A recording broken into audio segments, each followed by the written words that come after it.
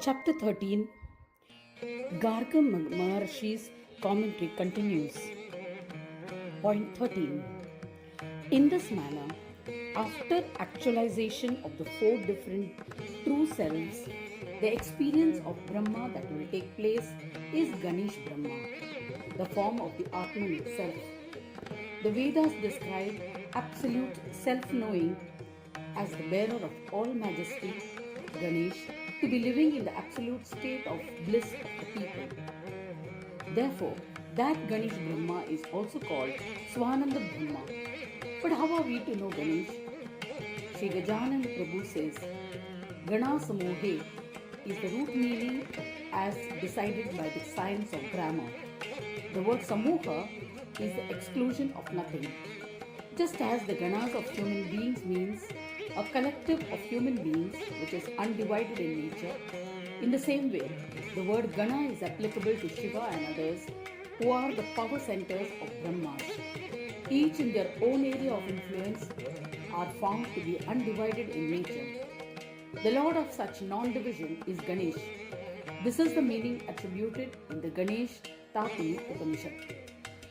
Again, this essence of Ganesha is not the desire for Ganas, but the group of Ganas created and used for play, regulated, and in the end their souls absorbed into himself. This is shown through the statement Yamete Napnuvanti. This means that a meditative union with the form of Ganesh is actualized.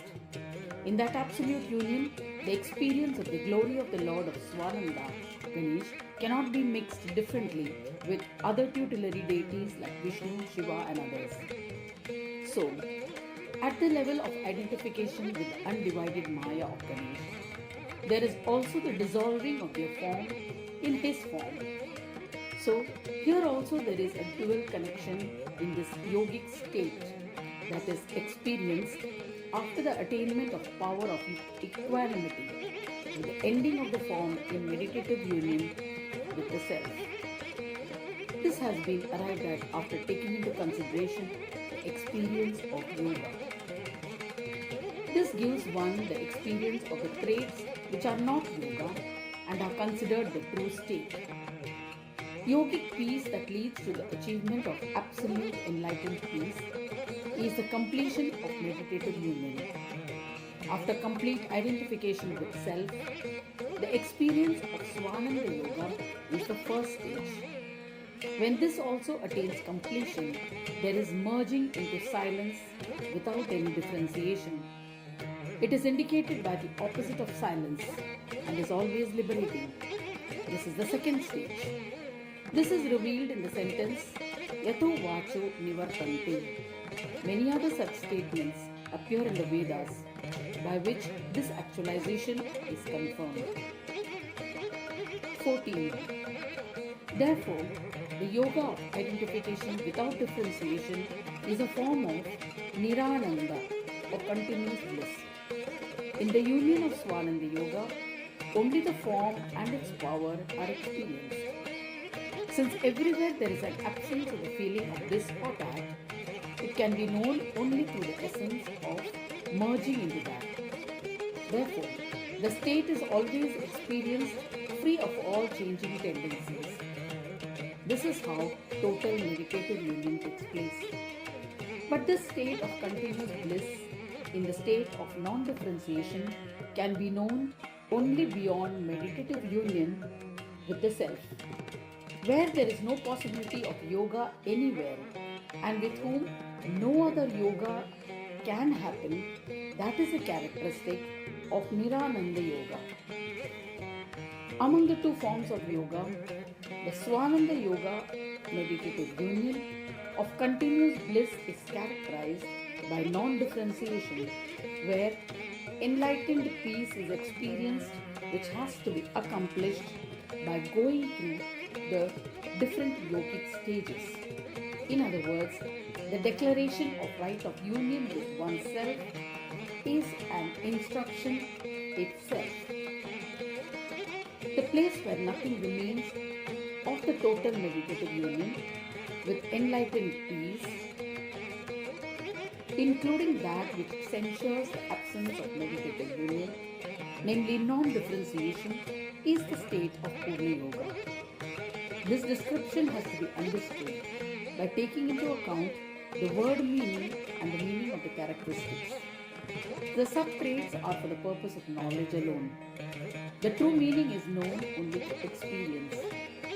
It is possible to increase the knowledge of yoga by referring to Patanjali's Yoga Shastras. The yoga that we have discussed in this book is about Purna Yoga. While in that book it is stated that the experience that one gets from superconscious and supraconscious meditative unions is of the nature of giving up of the changing tendencies of the mind and the state beyond union and restraint, leading to the complete silencing of the mental level consciousness substance in Purna Yoga. This is the explanation given by the commentators of Patanjali's Yoga Shastra. The phrase Yogaschitta Vritti Nirodha means the restraint of the mental vital consciousness substance. This is the main sutra in Patanjali's Yoga Shastra. The explanation of this Shastra by way of a commentary has been written by Vedavyasa. In his commentary, he asks, what is the tendency to change the mental vital consciousness substance? And what is the meaning of its restraint? 15. In this matter, he has stated that casting away, foolishness, confusion, single-pointedness, and restraint are the 5 tendencies of the mind. All activities that take place everywhere as a place of the universal God which we see all fall into one of the 5 categories stated above. After exhausting the triad of knower, knowledge, and the known, one should attain the final emancipation. Then all the 5-fold tendencies of the mind should be dissolved. Thus, the restraint of the tendencies of the mind is characteristic for emancipation through yoga. Among those 5-fold tendencies of the mind, the 3 vrittis, namely casting away, foolishness, and confusion, can be experienced in the actions of an ignorant person. Therefore, there is no need for taking these 3 for intellectual spiritual pursuits.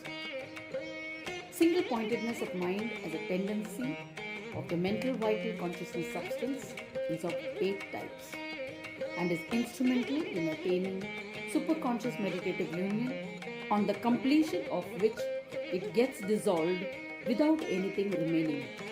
Then the trait of restraint gets illuminated, which helps in supraconscious meditative union. Since it is achieved on giving this up, its dissolution without anything remaining is useful for the melting away of any identification with culture. Supraconscious meditative union has 2 characteristics, namely becoming and experiencing the remedy as described in the Yoga Shastras. The experience of becoming is again of 3 types. The same has also been indicated in the Yoga Shastras of Patanjali by way of Yoga Sutras. Its use is in assistance in the destruction of superconscious meditative union. The experience of the remedy is called non-differentiation for the purpose of superconscious meditative union, and the experience of becoming is called union for superconscious meditative union. In both the meditative unions, it is necessary to understand that they are for liberation from the earlier experiences.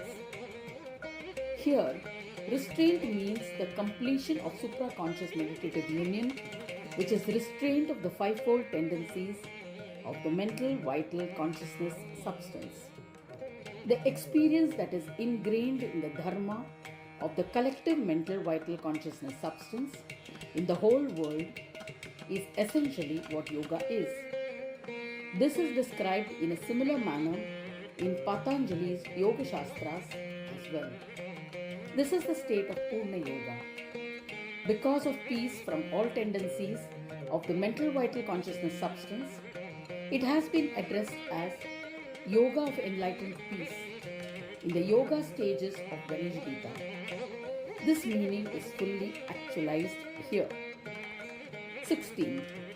Ultimately, the commentators say that this is the main sloka of Ganesh Gita and holds the secret of the entire book. It is for this elucidation that the instruction in Ganesh Gita has been made. Not only that, it is the one that enlightens the path of yogic spiritual practice of Karma Yoga, Jnana Yoga, Sama Yoga, Sahaja Yoga, and Swananda Yoga, revealing the Nectarous Yoga through the Ganesh Shastra, which Vishnu, Shiva, Shakti, Surya, Ganesh, the five Ishwaras, have given the description and instruction through their respective Gitas. The source of all the Gitas and compilation is the Ganesh Gita, which is the most excellent, and it's specifically because of this shloka. Besides, the concluding shloka of Ganesh Gita being Srimad Ganesh Gitasu Upanishadartha Garbhasu Yogamritartha Shastra is like showering the light of consciousness on the secret meaning contained therein, so it has to be understood that it reveals the secretive meaning of interpretation which is evident in the entire description. Then, after attaining actualization of Swaswarup, of Shiva, Vishnu, Surya, Shakti and others, coming to the attainment of Ganesh Brahma is understood as Swananda Yoga. That which is beyond this, experienced after completion of this, is the non-differentiated union with continuous bliss, which is the second yogic state. When both these dual yogas are completely retired, Purna Yoga is experienced, the yoga which is acceptable to me. This is the instruction given by Sri Gajanana Prabhu. Hearing all this, King Varenya became greatly surprised, and at the same time, he was frightened by seeing the difficulty involved in achieving them. Gauging this and to bring this knowledge in a more easily understandable way, Prabhu decided to sequentially elucidate the experience of superconscious yoga, so he prepared a plan to bring it out in the next 3 verses. This is the elaboration of the commentary given by Sri Gargya Maharshi.